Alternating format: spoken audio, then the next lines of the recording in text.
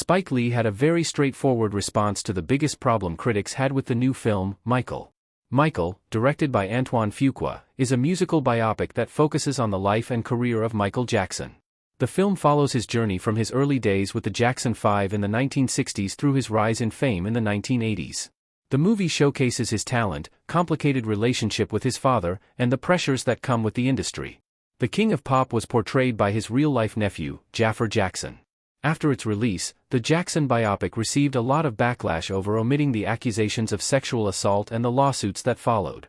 However, Lee pointed out something a lot of people seem to miss, and it's something that actually justified why those elements of Jackson's life were missing. Michael was set between 1966 and 1988, which was several years before Jackson was hit by the lawsuits and allegations.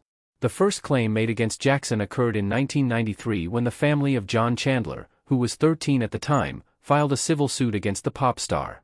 The case was later settled out of court in 1994 for $22 million. And, this validates Lee's statement to CNN.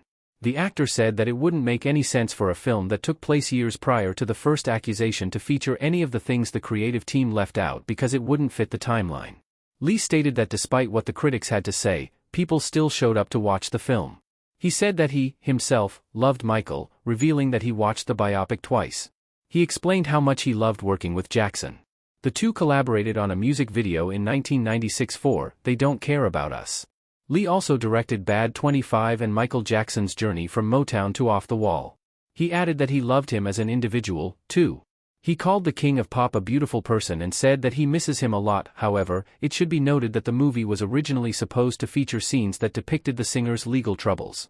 The creative team initially intended to show the authorities investigating Neverland Ranch. But those scenes were ultimately removed from the final cut of Michael because a clause in Chandler's settlement stated that no one was allowed to use his likeness or mention him in any films. Instead, they had to rewrite the entire final act and call the cast back to shoot more scenes.